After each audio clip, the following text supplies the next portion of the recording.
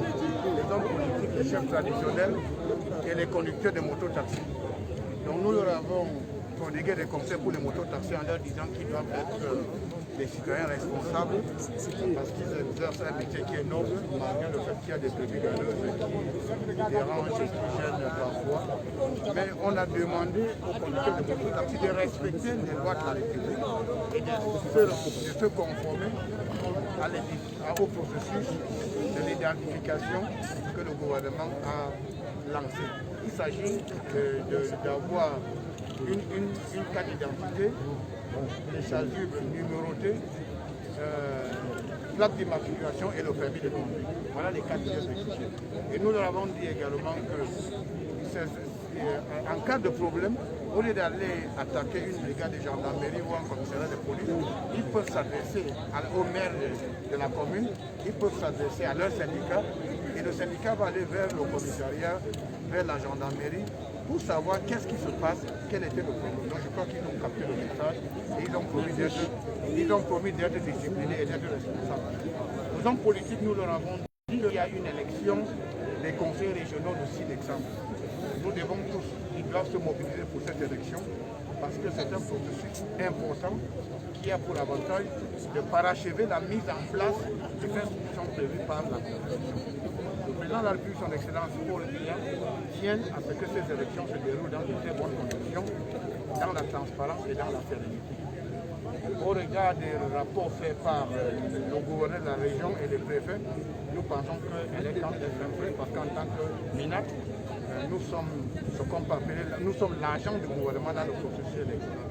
Donc après une évaluation, je pense que les choses vont se dérouler dans de bonnes conditions. Le chef d'État a également demandé plus de vigilance parce qu'il y a encore des défis sécuritaires. La région est globalement très calme, mais il faut beaucoup de vigilance, n'est-ce pas, pour préserver les acquis.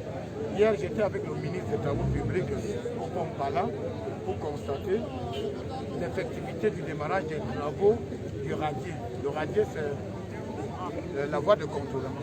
Le président de la République est très soucieux de cette situation parce que, d'après les informations parvenues à la présidence de la République, il paraît évident qu'il y a beaucoup de camions qui vont vers le pont vert. Et si un pont qui reçoit 1000-2000 camions par jour est en danger. Donc le chef de l'État a instruit le MINAC et le MINTP de revenir constater l'effectivité, n'est-ce pas, des travaux sur le Pompala, ensuite sur le radier qui est une voie de contournement. Donc globalement, je pense que nous avons constaté que les choses évoluent très très bien. Nous avons également distribué les masques aux conducteurs de mototaxi parce que le chef de l'État m'a dit d'insister que le coronavirus n'est pas complètement éradiqué. Le gouverneur, le préfet, les sous-préfets, les autorités religieuses, les chefs traditionnels, les maires doivent davantage s'impliquer dans une mission de sensibilisation en ce qui concerne le respect des mesures barrières. Port de masque, distanciation physique, lavage régulier de mains. Et ce sont ces mesures barrières qui peuvent nous aider à repousser très loin et à limiter la propagation du virus Corona-19.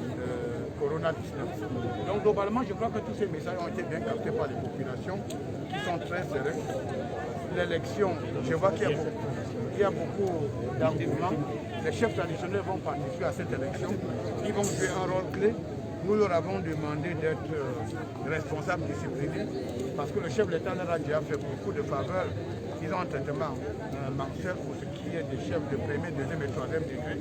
Maintenant, les chefs traditionnels seront encore très impliqués dans la mise en place des conseils régionaux.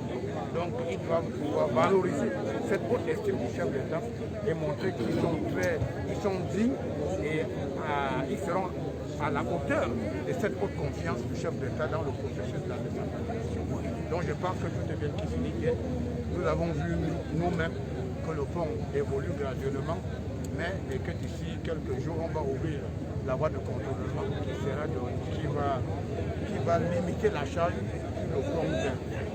I think we have come to the end of our mission here in Barwa. Yesterday, we had an evaluation meeting at the Pala Bridge, which collapsed after the floods of the month of September. The Minister of Public Works and myself were on the field, and we saw that the deviation works have started. And in the next 45 days, I think we'll have a new passage where vehicles can pass. The head of state, President Phobia, ordered us to come back on the field to witness that effectively the works have started, because the problem now is that they have just one main bridge which is operational, what they call Fongver, that is the Green Bridge. And if you have about 2,000 vehicles passing through that bridge every day, at one time it could collapse, which will be a disaster. So it's important that the new bridge be constructed and that the deviation work should be executed properly. So I think that from the explanations we had from the Minister of Public Works and his technicians on the field, it's obvious that sooner or later vehicles will start using the new path which is being treated as for now. And secondly, we have these regional elections which are coming. We have come to examine the present situation. I think that we have had extensive talks with the governors, with the senior divisional officers, and all the stakeholders. From the information we are having, I think that ELECAM has done its job, and as government agent in the process, I think that everything has been put in place so that proper elections will be held. You should know that President Phobia is insisting that we need proper and clean elections, and that all the stakeholders must participate actively in this election, because regional elections will be a major booster in the putting in place of the decentralization structure, which is very, very important for President Phobia. And I think that all the traditional leaders and all the other actors who are going for elections are so eager to go in for the elections and be the pioneer leaders of decentralization at the level of the region. We still have security challenges, but I think that the situation is totally under control. But President Phobia, who has asked me to thank and congratulate the forces of law and order as well as the administrative authority for a job well done, that they should maintain vigilance. They have to be permanently vigilant, because the enemy is never asleep.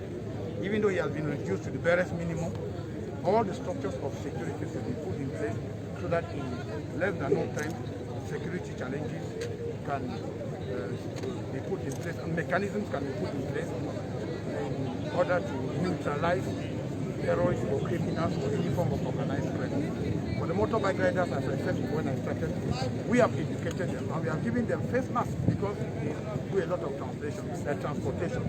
And it's important for them to, first of all, they should be protected so they can protect others. And we realize that there are too many upheavals and complaints against motorbike riders. Women who are being robbed, accidents left and right.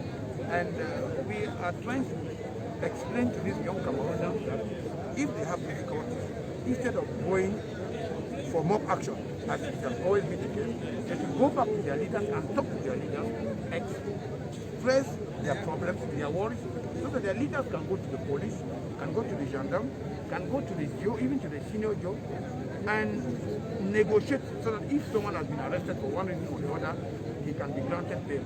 But mob action, which has been the level of these motorbike riders in most of the time, is something which we cannot encourage. So I think they have understood that they have to be our partners. We are in the logic of national defense, where every person must participate in one way or the other. So we want a good synergy between the administrative authorities, the forces of law and order, and the local population, so that the criminals can be tracked no matter where they are hiding. So globally, I think that it has been a very successful mission. And the most important thing is the declaration, the Marwa Declaration, where the regions of the far north, the north and Adamawa have clearly sent a powerful message, as well as the youth, that they totally support President Phobia. And they have confidence that all infrastructure and all the projects put in place will be executed. And they said that they have once again expressed their total and unconditional support to President Phobia, head of state, who understands Cameroon better than any other person. Je voudrais préciser ceci. La déclaration de Marois m'a beaucoup touché. Voilà pourquoi j'ai dit aux ressortissants des trois régions que ce soir même, ce message sera l'État transmis à la haute attention du chef de l'État. Il s'agit d'une déclaration des ressortissants de l'extrême nord, des régions de l'extrême nord, du nord et de la Grande-Maman, avec plus de 1000 signataires, plus de 1000 personnes ont signé ce document, où ces populations ont réitéré leur soutien total et inconditionnel au chef de l'État, en disant clairement que même s'il y a des projets de développement, ces populations ont la conviction qu'avec le temps, ces projets seront exécutés. Et ils ont parlé des projets importants qui ont été exécutés. Ils ont parlé de l'université de Maroua, de l'université de Gaoundéré, ils ont parlé des logements sociaux, ils ont parlé de la ville de Garoua qui est complètement transformée avec la Coupe d'Afrique des Nations et le championnat africain, avec les hôtels, le stade réfectionné. Ils ont dit qu'on parle souvent de ce qui n'a pas été fait, mais ils ont pensé qu'il faut davantage parler de ce que le chef de l'État a déjà fait. Il faut dire ce qui a été déjà fait et qui est un bilan très très éloquent. Et ceux de Maroua ont rappelé que depuis 1980, le chef de l'État personnellement est venu à toutes les élections présidentielles. Donc c'est un mariage qu'ils doivent défendre et qui vont défendre. Et qui n'ont mandaté personne de parler à leur nom en disant qu'il y a telle ou telle doléance. Non, les doléances, comme la déclaration africaine, les doléances vont se régler dans un cadre institutionnel. Donc c'est un message extrêmement important. Et je suis fier modestement d'être le porteur d'un message aussi important des trois régions. Les jeunes se sont exprimés également pour dire qu'ils n'ont jamais mandaté quelqu'un parce qu'ils entendent parler des associations de ceci ou de cela pour revendiquer telle ou telle chose. Les jeunes ont dit clairement que ces gens sont des imposteurs qui n'ont jamais été mandatés pour parler au nom des populations ou au nom de la jeunesse. Parce que cette jeunesse pense qu'on est dans une conjoncture difficile et que le chef de l'État a beaucoup fait pour les trois régions et qu'on sache qu'il y a 10 régions au Cameroun dont les projets vont être exécutés. Voilà pourquoi nous sommes là, nous étions là il y a 1 mois et demi, nous sommes revenus parce que le chef d'État, son excellence, faut dire, tient à ce que les projets soient exécutés correctement et le chef d'État y veille. Donc la déclaration de Maroua qui regroupe les ressortissants des régions de l'extrême nord, du nord et de la Grande Maroua, c'est un exemple de patriotisme que les autres Camerounais doivent suivre. Je vous remercie.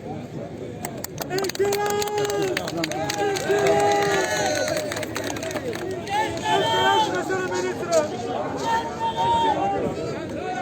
Excellence. Excellence.